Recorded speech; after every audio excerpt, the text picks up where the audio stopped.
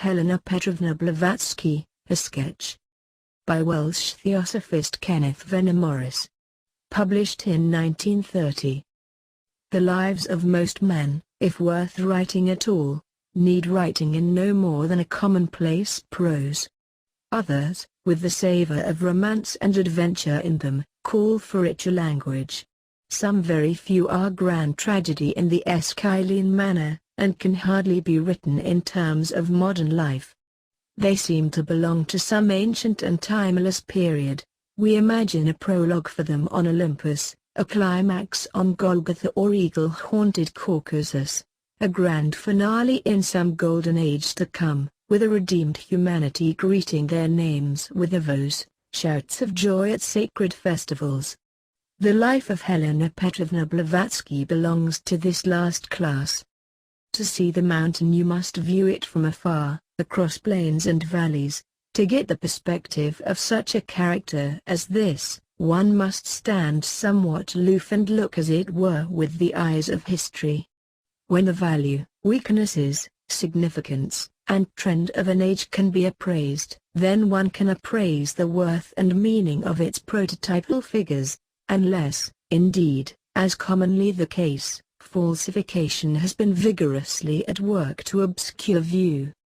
So the time has not come yet when this great epic life can be written adequately.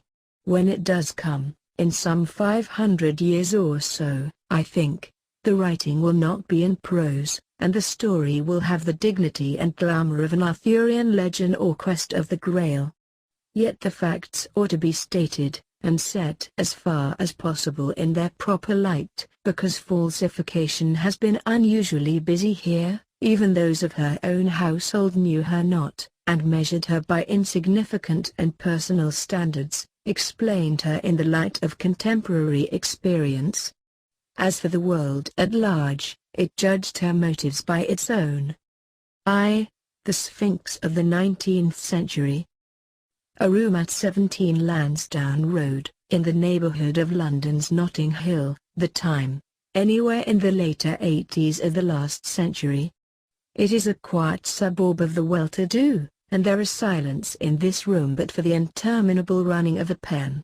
A woman, old, rather stout, loosely clad in a somewhat faded gown and wrap, is at the writing table. Always she is at that writing table, always writing. Her face is massive, scored with pain. It is that of a laboring Titan, indomitable, capable of infinite suffering. You can read a man's character by the impression that face makes upon him. It repels the shallow and frivolous, it causes something like fear in the insincere. The great, deep, clear eyes that can flash so terribly, so masterfully when they will, seem to penetrate souls and read the depths of character. You cannot escape that uncomfortable conviction when she looks at you. And you are right, and therefore, naturally, the world loves her not. Indeed, the world persecutes her with great bitterness, or a section of it does, and the rest, for the most part, play echo idly to the venomous. And she feels it intensely. Look at those wonderful musicians' hands of hers, and you will realize in a moment that no years or abysms of suffering will ever callous the sensitiveness of her nature. Cheap Jack, Tom, Dick, and Harry of the press have but to write a few lines, coupling such words as fraud or charlatan with her name, or attacking her mission, and doubt not that it will send an extra pang or two through that poor agonized personality. But it will not hinder the travail of her pen. So the pile of written sheets grows and grows. It is to be a monumental work, this that she is writing. When November days are blacker with fog than midnight, when all London is lounging through the heat of July, still that pile of written sheets goes on growing, the pen runs on, and the woman works. Day after day there is that racked body to contend with, that is so tired now, and has been these many years, since 1884, when she left India, and before that. It is not far from dead, this body. No ordinary soul would consent to remain in it for a day. It has been the shield for her fighting soul ever since she took the van for human liberation in that greater battle, of light against darkness. For 15 years it has been the target of the world, mark for all Hamlet's slings and arrows of outrageous fortune. But she must keep in it somehow, she must remain alive until her book is written, her book that is to be the spiritual pabulum of centuries to come. While these pictures appear to her, appear and change, she must still force her hand to hold and drive the pen, lest any wisdom should be lacking that humanity might need in the aftertime. Her gaze is set on the future. She has seen the ills of the world, already terrible, and what other and more terrible evils threaten. She has seen how blind materialism and blind dogma have taken on themselves to lead blind humanity. She foresees the precipice that others take no note of. She has learnt. Her eyes have looked into the world of causes. Let the world howl and threaten, it shall not hinder her from that, and it shall come to thank her for it some day. Oh, when she has been dead a long time, and what are the thanks to her? This woman is called the Sphinx of the 19th century, because none can understand her. The heap of written sheets is to be the secret doctrine, rejected by the 19th century, studied and questioned by the 20th, chief textbook in the 21st. She has been like a lightning flash over the black sky of her age, revealing realms of beauty and glory beyond any imagining of us that dreamed. Against a world enamored of degradation she has vindicated the dignity of man, taking the field against all sordid doctrine under splendid pennons of the human soul. She has proclaimed the existence of God-like men, teachers, and masters, guardians of humanity, perfect in wisdom, compassion, and fortitude. She knows of their existence, being of their brotherhood. It was they who taught her and sent her forth to teach the world. Here surely are doctrines to none saw the chief of pessimists, to fall like morning sunlight on all hearts in the world, to drench the common things of life in a dew and glory of poetry, to bulge and set singing forever the sails of hope. To repay her for bringing them, the world complacently dubbed her charlatan, crying out for proof. They have ignored the absolute proof that is given, herself. Is there no perfectibility in wisdom, no fountain of knowledge within, nor status that you may attain spiritually, which shall open for your perception all the storehouses of the knowable? Then whence the learning in her books? How has she, with scarcely a full bookshelf at her disposal, ransacked all the literatures for references in support of her teaching? How does it come that she, who never studied science, can yet anticipate the discoveries of 20 coming years, lay bare the flaws in the theories of the most learned, and confound the Huxleys and the Haeckels at their own game? Is there no perfection in compassion to be attained? Then why, in heaven's name, does she elect to live on in that tortured body, in this torturing age and world, until she shall have written out her message for humanity's sake? In strength? Then how does she live on, and endure, and labor on? You must be a sentimentalist, which she is not. You must wink at the weaknesses and insincerities of men, and pamper personalities, or the world will never credit you with the possession of a heart.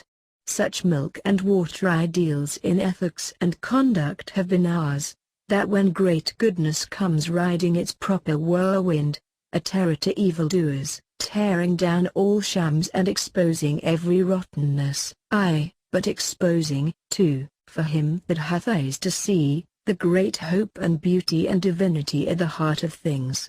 It is then that we pygmies cry out charlatan, and look for mud to throw. Such a type of ethical splendor is too great and bright for our vision. We will have no ambrosia, not even meat for men. We will admire and boast of nothing but the old pap and gruel, while we feed on ranker stuff. Gentle Jesus, we say, meek and mild, and there you have the upward limit of our vision. We must have meekness and mildness, if we are to believe there is real goodness there. The one who is more than common man, who has vision of our hearts, A God forbid that he should be anything but a fool, or there will be no peace for us others, the wicked. Where was the whip of small cords, the woe unto you hypocrites if any shall come, and so scourge and thunder, and yet scourging and thundering upbuild the better life of men? We cry out, as we cried at her, fraud, charlatan, and crucify him. It is the only protection we have, save mending our ways, an exertion not to be contemplated. So, these marks of suffering on her face, this body that is such a curse and burden to her, these racked and weary days, and the sweet release of death held at bay endlessly. We have called her old, but she had not completed her 60th year when she died.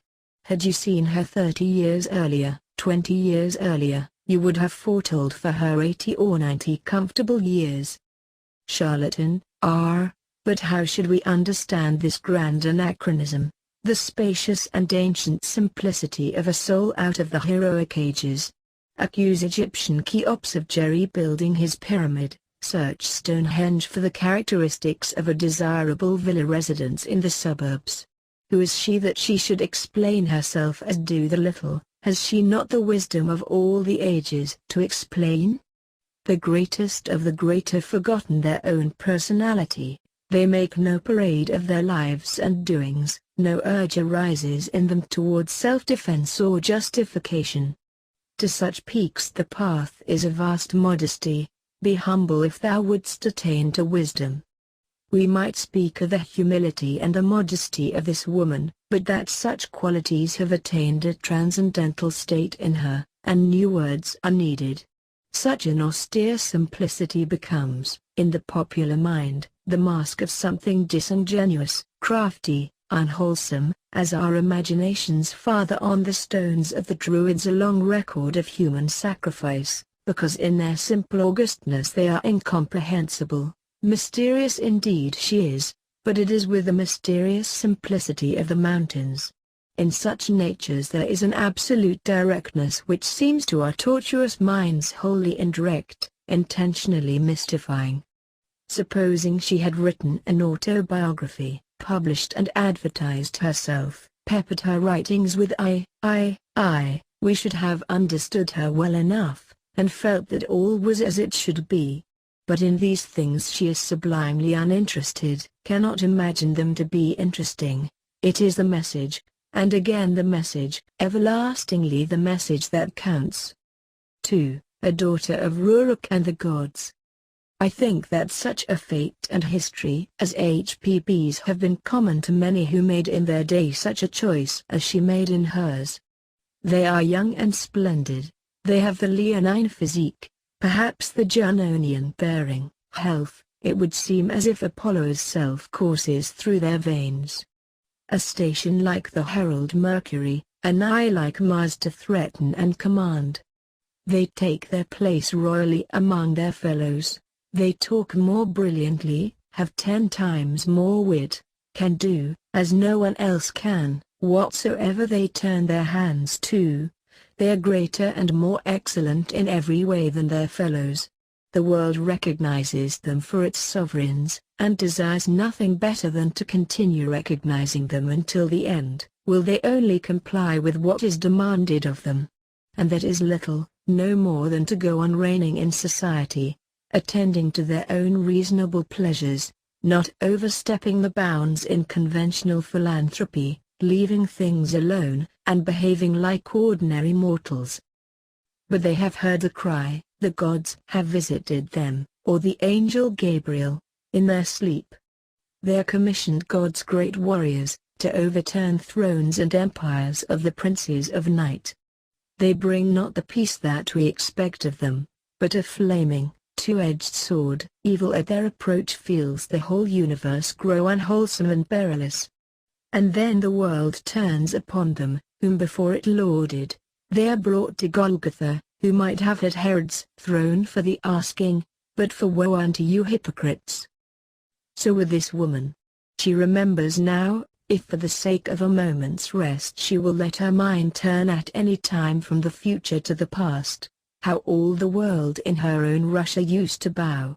granddaughter of a princess and the governor of a province, descendant of the great Dolgorukis and Fadifes, of Rurik himself. She yet went among the serfs without restraint, joining in the games of all the children of the neighborhood. It was she who, born on the eve of St. John, had power, it was said, to command the Rasulkar, the water sprites of the Volga. It was she who must not be opposed, and she who could hold her companions enspelled the whole day with her wondrous, so that they would forget hunger, lessons, everything, while the marvel she related was being, as it seemed, acted out before their sight. It was she, too, who was the idol of servants and muzhiks, the queen enchantress of the children, the pride and hope of her grandfather the governor, whose castle was her home at that time. And all the while she was living two lives, she knew that the peasants' superstitions about her were not altogether unfounded.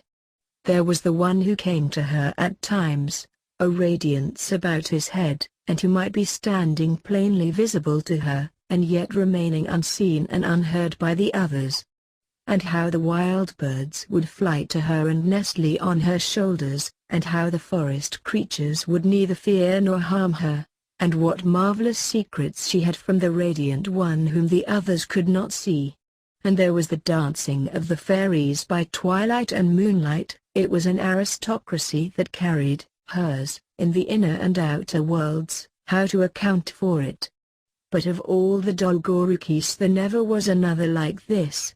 There have been many children of Rurik, but only one Helena Petrovna Han. Such lives are the blossoming of a spiritual heredity also, diviner and more royal than might be drawn from many kings. For these some questing essence came wandering down the centuries, a knight that for fields of adventure rode errant from age to age. Here is a glory that glowed in the fires and stress of 1,000 forgotten epochs, a brand that had lain for ages on the anvil of the world. They are the all-sufficient proof of reincarnation. We find her at the point where womanhood and girlhood meet. Behind her lay the wonder childhood in wonder-fruitful Russia, years shot through with those intense joys, that piercing sense of the beautiful, of which, one would say, only some poets, mystics, and children have the secret. Every tree bore blooms and fruit for her out of wonderful and ideal regions in the unseen. Every flower was a doorway into Slavonian idioms. Mysterious ichor ran through all the veins of earth. For her, truly, the corn was orient and immortal wheat, that never should be reaped, and was never sown. In the flight of birds, and in their music, in the drowsy monotone of summer bees, in the glint of the wings of the butterflies, she beheld mysterious and entrancing meanings, and read messages from the white-bearded seers of fairyland. The subtle elixir of poetry, which gives vision of wizard and invisible things, was her daily and common drink. She was nourished continually on honeydew and the milk of paradise. What we call ordinarily a happy childhood can bear no comparison with this. She is familiar with eternal beauty. Wonder is her nursing mother. It is the sordid and the mournful that she would have difficulty in imagining. The soil beneath her feet, the Russian soil, is pregnant with a million brooding memories and dreams. This reed, yonder stone, may become articulate at any moment in some soft Russian of its own. This dear Volga flows surely out of Wonderland into Wonderland. Under her kindly and wise grandfather there was no squalor nor misery among the serfs. They were a cheerful and mystical people, highly conversant with the realms of fairy.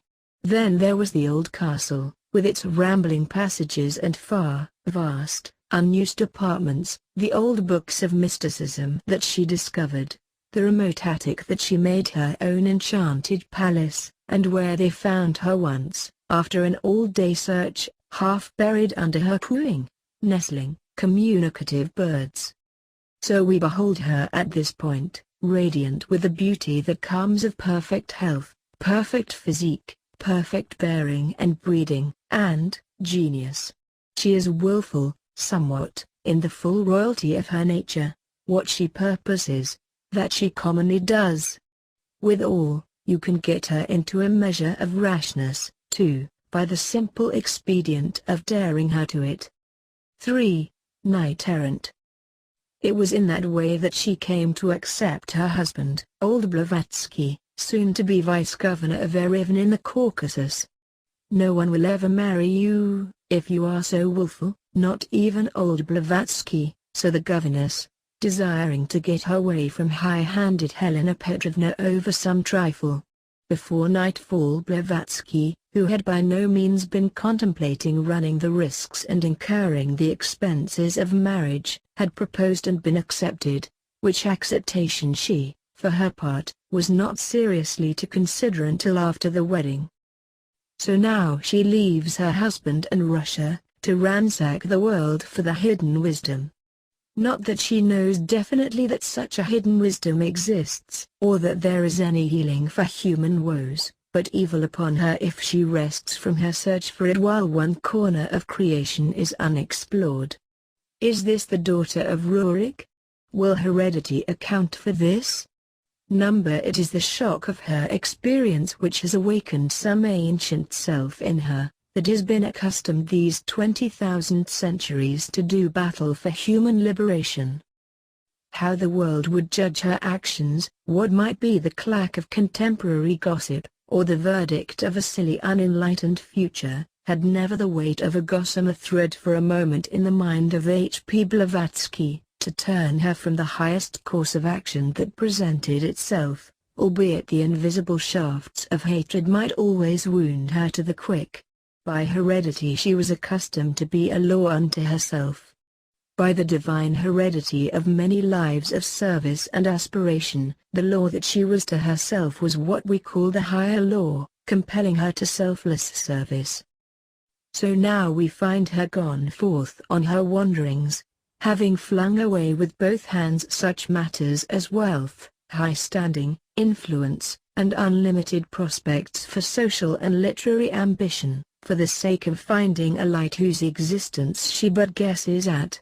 A quixotic, glorious project altogether, yet one in which we may read indications of an old and great soul, who had already and long ago travelled far along the path to the divine, whose guesses and determination were really threads of memory from beyond old births and deaths.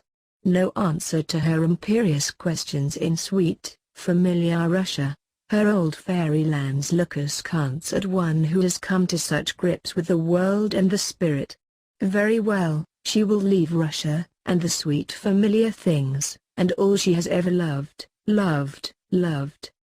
I wish we could catch here some glimpse of the human side, and see not only this new and grand Don Quixote ride forth, whose seeming madness is a divine sanity and intuition of God-worlds hidden from all our eyes, but also the hot, dumb sorrow of the young girl, who now bids farewell, probably forever, to all the accustomed beauty and delight. That fierce adoration of Russia which never left her, sheds a light almost tragical on this time and incident. If faith, a great conflagration, was surging in the soul, there was yet something like a broken heart in the young girl personality, for the fairylands grown useless that had been so real and absorbing. It was a sadness that was to return and return, as long as she lived, it appears. There was still some part of her to feel the old first pangs. Long afterwards she was to write home from India in this strain. We allow the light wings of reverie to transport us to the far north, to the peaceful village cemeteries, where humble wooden crosses stand in rows, sheltered by old birches. How peacefully our dead repose under the rich green grass. None of them ever saw these gigantic palms, sumptuous palaces and pagodas covered with gold. But on their poor graves grow violets and lilies of the valley, and in the spring evenings nightingales sing to them in the old birch trees. No nightingales ever sing for me, either in the neighboring groves or in my own heart. The latter least of all. 4. The quest. But now she has gone forth, and one notes what lands first attracted her footsteps, as showing in which direction her intuition suspected light might be found. Like Merlin, She is following the gleam, a quest that may be unending and resultless, but that never shall be laid aside. It leads her to Greece, Egypt, and Syria, India and Ceylon, North and South America, wherever of old there were centers of mystical wisdom. To those regions is she led, and taught to listen there for echoes of forgotten and mysterious voices. In some Coptic peasant by the Nile, in some Quechua or Aymara amidst the unexplored Andes, she, having eyes to see and ears to hear, finds one with grip and countersign dimly familiar to her, who can lift for her a corner of the veil of the temple. We know little of her years between that first going forth alone, and her last arrival in America in 1873, which just preceded her appearance on the world stage and the beginning of her public work. Fragmentary data gathered from her own lips, details from members of her family, a few anecdotes told by persons who chanced to meet her here and there about the world, this is all we have. Legends have arisen, mainly of the sort quite unprovable, but proving this, that she belonged to that rare class of great personalities about whom legends inevitably do arise. She was 18 when she left Russia. 2 years of wandering followed, during which, it would appear, she must rely wholly on her own intuitions, her faith and burning will to find the light. Then came the another great landmark of her life, after which she was to know that she stood not alone. She was somewhere at the beginning of 1851, when the urge came to her to visit the first international exhibition, then going forward in London. There all the world was gathered, including several Maharajas from India. Him she meets, and it is he whom she has known since her earliest childhood, the radiant one of her old-time visions, director of her wanderings and guardian angel of her life.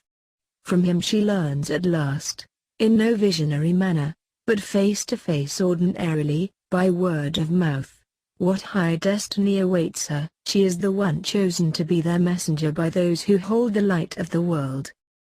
To begin at once?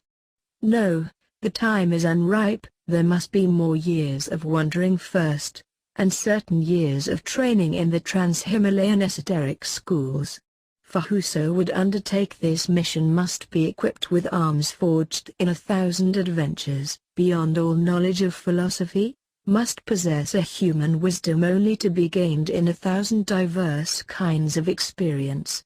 For it is to be a question of understanding men and women, not conventionally, but with plummets of vision and sympathy to sink through all intervening fathoms as deep as to the inmost soul. Unless such strength and wisdom had been gained long ago, and lay stored now in sealed recesses of her being, no experience gained in this present lifetime would serve in the labor before her. Yet experience is needed to unseal those recesses, as if her life, wanderings, battles, sorrows, and persecution were an epitome and acting out in brief of all she had fought and toiled through in past ages and buried civilizations.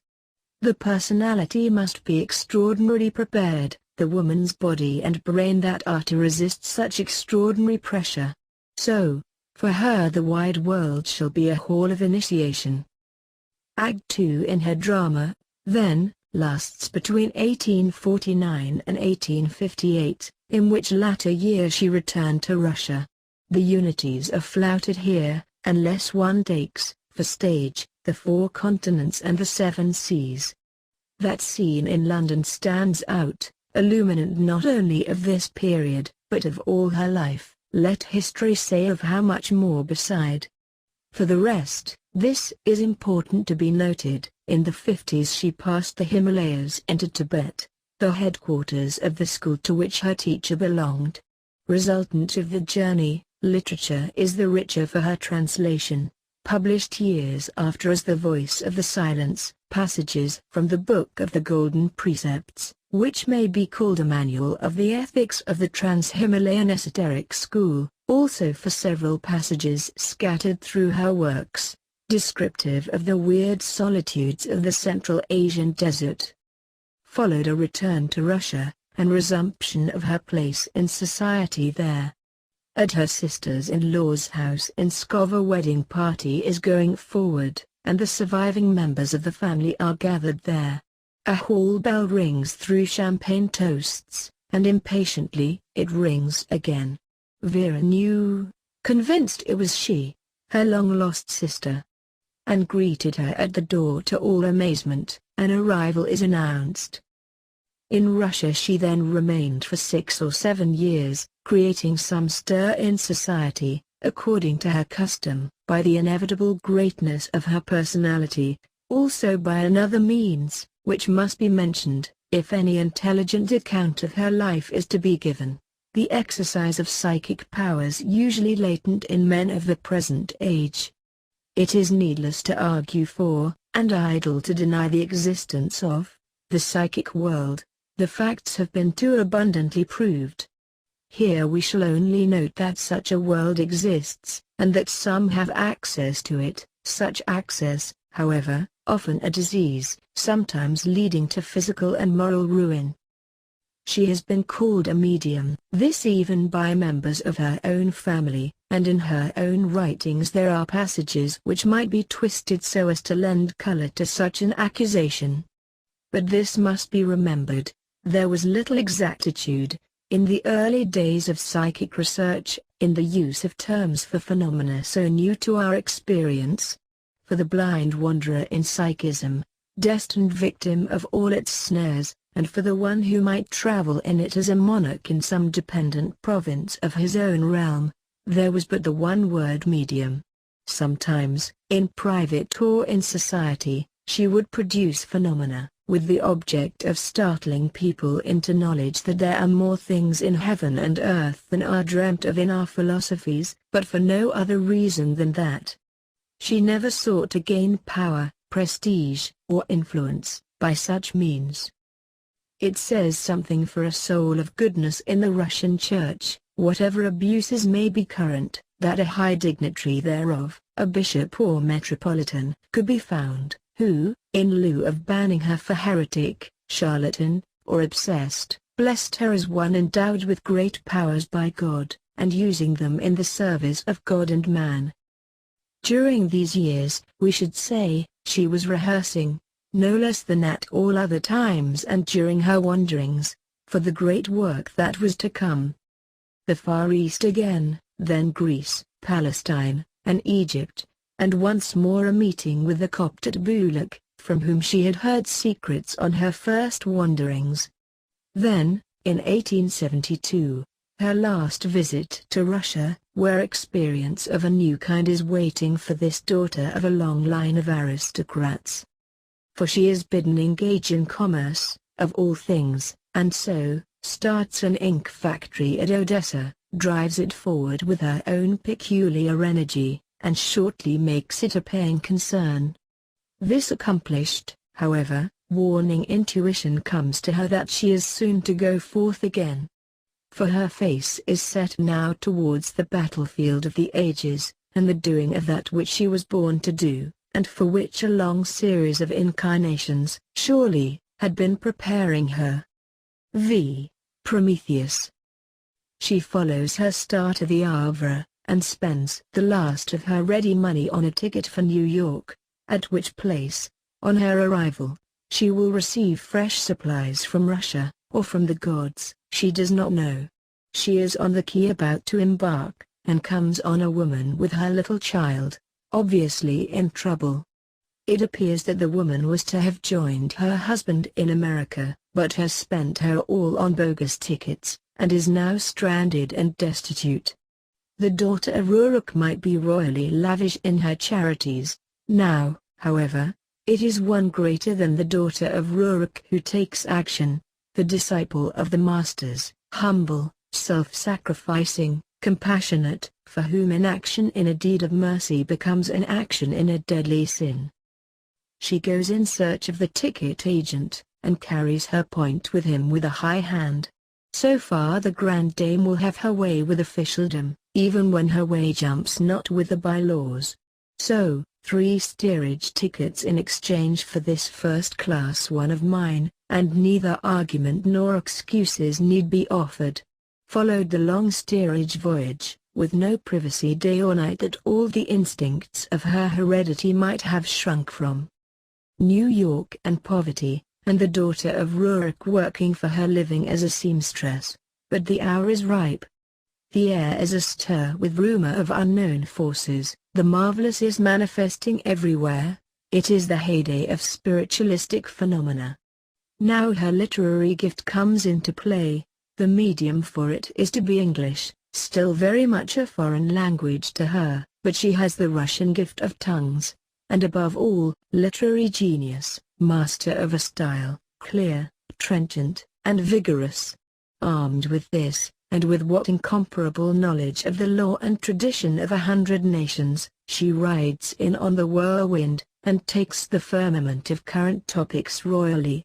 The inner words are shouting to a whole continent. Since Salem days there has been nothing like this, and we suffer a like perturbation to that which found it ceasing then in the burning of witches. Here we were, standing on solid ground, whether of old religion or of new science, whichever we chose. We might thunder comfortable dogmas from pulpit or professional chair, and give unjogged allegiance to original sin or simian origin, as our tastes and disposition might dictate. But now terra firma runs and ripples, inanimate tables have taken to spinning round, churchyards yawn fantastically. Fraud! Shouts science. Religion knows not what to make of it, trial for witchcraft being out of fashion, spiritualists ecstasize on the summerland and return of the dear departed. But your dear departed appear to be all such idiots, Shakespeare and Homer, dropping in at every séance. Drivel such unconscionable doggerel, and you will find better philosophy in Mother Goose than from the spooks of Plato and Aristotle. Still, the world takes notice, scoffs, reviles, or worships, but takes notice. In which world rises H.P. Blavatsky, seizes the interest aroused, whips it up to humming point, and champions the cause of spiritualism from a standpoint altogether new. She champions it indeed, and with a pen such as has never before been wielded in its behalf, so that the despised cult is prepared to hail a new prophet risen in its midst. But it is a prophet that scouts Summerland and will have no truck with the dear departed, which things cause consternation in the ranks presently, an attack.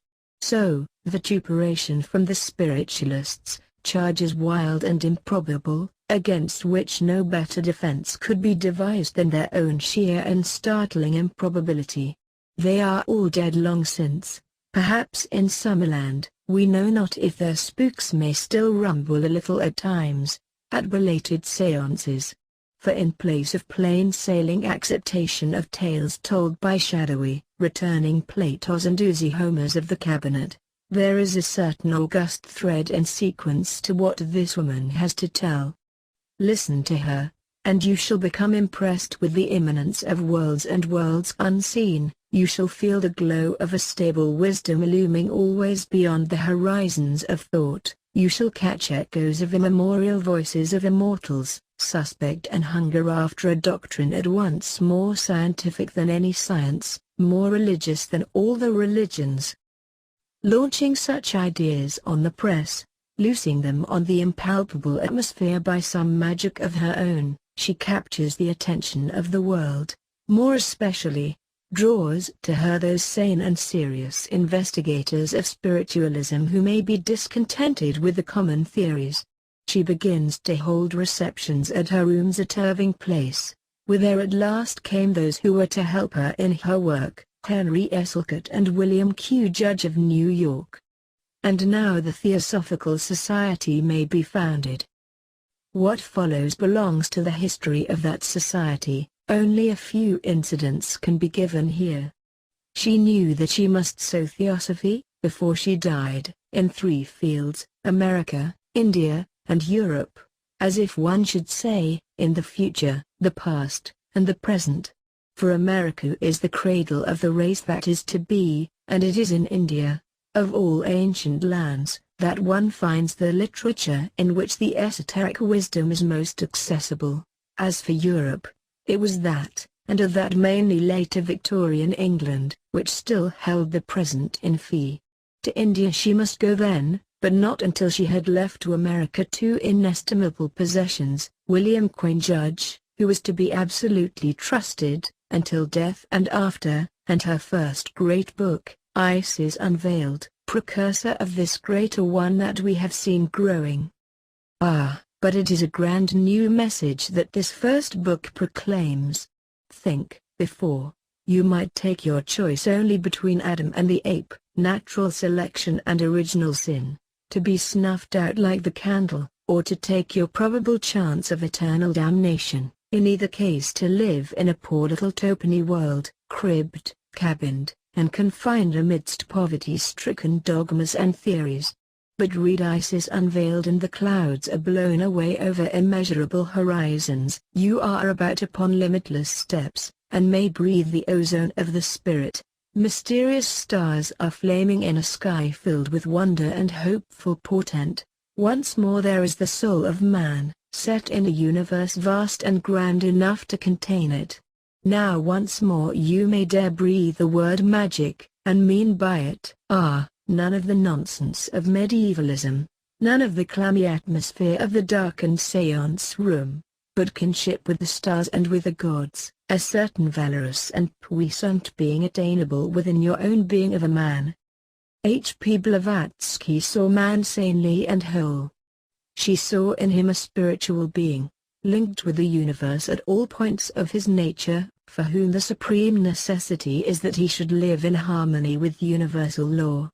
We others commonly see first the physical being, cognize then, often rather dimly, the intellectual, and anything further we know of hardly at all.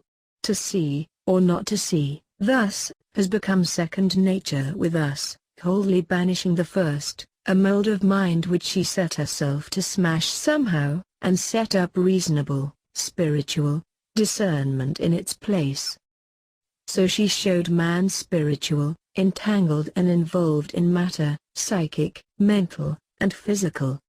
She flashed picture after picture on the screen of time, diverse, arresting, wonderfully strange to her age, but the central figure of them all is man spiritual. Now in his relation to the mental world, now to the physical, now to the psychic, but always in the core and reality of himself, spiritual, and therefore moral. She came at a momentous period, at one of those crossroads in time when vast destinies depend on the right direction being proclaimed. Two paths most obviously offered themselves, one heading towards fanatical medievalism, the other for a dead torpid materialism, and all beauty and human hope to be sloughed in the mias, and lost. There was a third path, not so obvious as yet, but fearfully attractive, that of psychism, attractive because unknown, and because the psychic world, a region sealed for centuries against the majority, was then beginning to be rediscovered, and you found mediums, clairvoyants, hypnotists, everywhere. Of the perils of this path H. P. Blavatsky gave warning. To do so, she must throw light on it, laying bare before the world at least some few truths concerning the hidden nature of man. This she did, but always relating and subordinating psychic to spiritual, pleading or thundering against attempts at developing the former until the latter should have been learned, and foothold attained on the one terra firma of the inner worlds, an absolute morality, which implies absolute selflessness. To that stable condition she called, take this as the keynote and keystone of her whole teaching, to live to benefit mankind is the first step, to practice the 6 glorious virtues is the second, a teaching as old as the world, but long since obscured under dogma and the organization of sects. A new sanction was needed for it, which should be a revelation of the whole nature of man. Not mere body, as science saw him, not mere actual body, plus problematical soul and spirit, as according to religion, certainly not mere body and psychic nature. Some new dignity must be given to the word soul. Hearing of it rarely, considering it not at all, for the word was made to cover only vagueness, about which nothing was known nor troubled to be known, believing that it began to be at bodily birth, and became important only at bodily death. What prestige, dignity, or even reality had we left to it? But here now came HPB, making it a real thing, the pivot of all evolution and raison d'etre of the mighty universe itself, a thing beginningless and endless in time, a ray from the absolute, out upon the journey of the life cycle to reap all experience and uplift all material things, re-embodying through the ages, involved in the world and the business of evolution, supremely and inextricably interested in the progress and betterment of things, containing divine creative powers within itself, and withal imperfect too, because working through this most imperfect medium of flesh and mentality which not yet has it molded to its own perfect design. To universal brotherhood, depending for its sanction on the essential identity of all souls, and to the imperative necessity of discovering that inner part of us which is the divinity, and mastering by it the personal self. All her teaching, every line of it, leads. When she makes furthest excursion into archaic history, Eastern and Western secret lore of Pranas or Kabbalah, symbology or the classification of the principles of man, she is still but carrying the bricks, mixing the mortar, or raising the scaffolding for her grand central temple. And thereof, the spiritual nature of man and the universe's dome, pinnacles, and whole architectural pattern, and stern and pure morality, not frieze nor carving, statuary nor any form of adornment, but the simple floor, on which none may enter but must tread, floor, foundation, bedrock whereon the whole is builded. What then of those who would steal fragments of the rare carving, and with it and hideous gargoyles of their own adorn a building founded upon quagmires? What of those who flouted Madame Blavatsky's warnings, neglected her call to a life of pure altruism, and launched forth on a sea of psychic practices lured by ambition and the desire to pose as teachers of sensational doctrines? In that sea she did indeed erect lighthouses. She did teach that the only dikes against its desolating inroads were purity of life, stainlessness, vigorous altruism. On Caucasus. To America, then, she leaves William Quayne Judge and also Isis Unveiled, which rather hints at than reveals her teachings, and betakes herself to India, there to establish the society and labor like 10 Titans for some half-dozen years in its furtherance and defense. There an unmalicious but blundering government starts up at once something in the way of persecution. Considering her probably a Russian spy, it is related that she caught the detective set to shadow her, and gave him royally her mind, a piece of it, after which she suffered no open trouble from that source. It was in 1884 that a more serious persecution began. For, what had she been doing? Careering through the length and breadth of the huge peninsula, sounding certain calls to the inner self of men, of a kind to alarm many. Human brotherhood, the divinity of man, in which terms are included also Mleccha, Vaisya, Sudra, and Pariah. What will the high caste say to that? Many endorse it and come forward to aid her, but there be those who batten on their aloofness and superiority, and on the groveling of the lowly. The brotherhood of religions, the origin of them all in a divine wisdom or esotericism, and seek the truth, you Indian peoples, not in the foreign creed, but in your own ancient scriptures. What will the salaried missionary say to that? Here is a messenger of peace, who comes, after the fashion of her compeers, with a bright sword against those who let and hinder peace. When she appears, evil cries out, alas!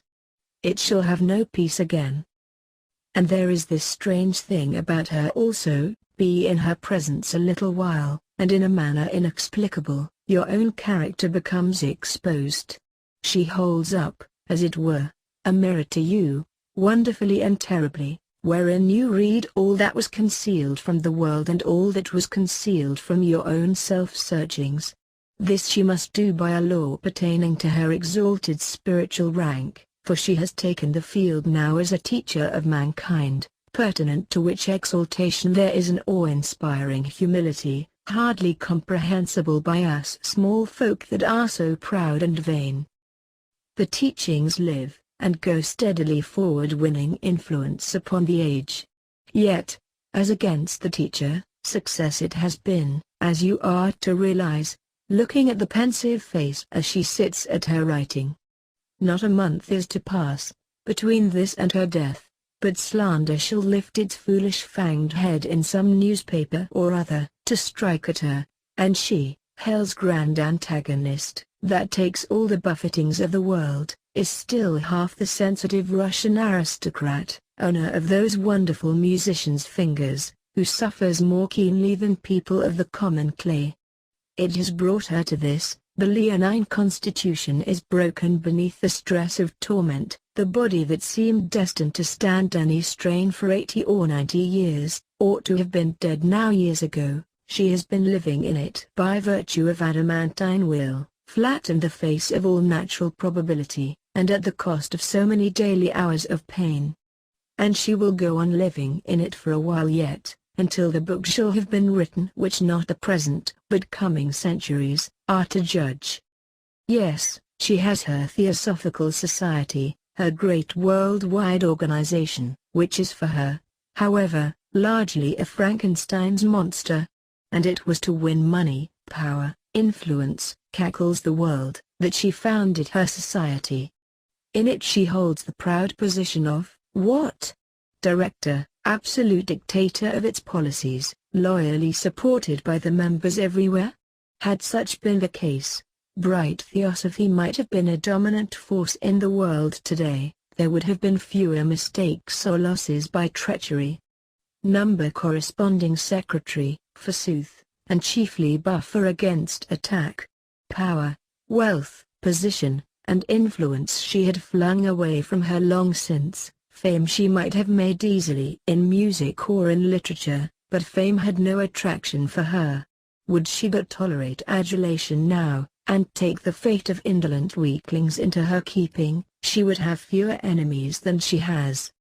But she had her own methods of dealing with attempts to substitute hero worship of the teacher for manly consideration of the teachings.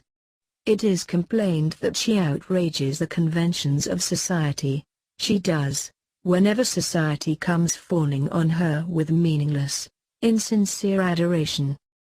For do what she will, it was always the case, the right, or penalty, of a vast dynamic nature, molded and finished to extreme fineness by aristocratic descent. Old, weary, ill, sickness and persecution have left such marks on her that nothing remains but the look of power and the beauty of an undimmed eyelet with divine intelligence. The world has been made to resound with aspersion against her, and there is no redress. She has been branded fraud, she is at outs with orthodoxy, the scourge of dogmatic religion, thorn in the flesh of dogmatic science, denounced and preached against everywhere, lied about in the press of 3 continents, and yet the world flocks to her receptions and high society sits at her feet. But what is that to her? It is long since, now, that she heard the cry of the world, and the Titan heart in her glowed into a white heat of resolution. Did she know when that great purpose first flamed up in her, what years of sorrow it would imply? Perhaps, perhaps not. It would have made no difference. I conceive some such proem as this to our drama, The Gods Are in Council, and at their old topic, the salvation of man. Here was the forlorn hope of the ages, to plant some kind of spiritual common sense in the soil of a selfish age. Who will go forth? What armed champion? What Hercules irresistible with his club? What Apollo with bright bow? And now this woman, old, writing. Has she failed in her life's work then? Has the gross world that she lives for overcome her? The written sheets that mount up on her writing table answer, no. She has made a dint on things. She has startled and shocked old lethargy, the world, into some kind of attention, she has aroused malice against herself, and forced it to rise against the menace of her light. By all manner of means, she has caught the iron ear of the time. Let men lie profusely as they will, let them fling all the mud in all rivers of the world, they have heard it thundered in their ears that there is a truth beyond the tides of their mendacity, where their own captains have been little better than dwarfs and fools, in the things of the spirit approved and provable certainty, where they have been used only to floundering in quicksands and quagmires. Now let time pass and harass men, sweeping away their weedy anchorage in unreality, the dogmatic superstition, the barren stultitude of materialism, and that more dreadful current of psychic thirst which sweeps roaring down, bearing the vice-rect, into the gulf of hell. Let inexorable time mature, washing the paint from the cheeks of harlot systems, tearing away the mask from hypocrite greeds and hopes and fears. Here the warning has been cried, a shout to come down through night, and be heard and heeded by many when she that raised it shall have gone. She has published her key to Theosophy, a clarion call from the realities. It shall accomplish its work in time. She has translated her voice of the silence, and sweetened the air with the pure Himalayan snow breath of its teachings. Now to end this great secret doctrine, to set this star in the sky, to fling out this lifeline into the turbid waters, and then have peace to die, knowing that she has accomplished the labor of 10 battalions of heroes. Be the result in the hands of the law. So too there is a peace and silence in this little room, although it is the anvil of the world. Peace and silence, and in the air before her, the wonderful visions that she sees and writes down on the growing pile of sheets. For there will be new centuries, and new cyclic efforts on the part of those she serves. The tide that flowed in 1875, the crest wave that cast her on the shores of the world, will flow again, this at least she knows, being versed in spiritual tide law. And that new teacher shall find the way prepared. When she is dead, the secret doctrine shall still be speaking, not for her, but for truth, for humanity, for all the shining hierarchies innumerable between this and the lone and ultimate light. So, she goes on writing, writing, writing,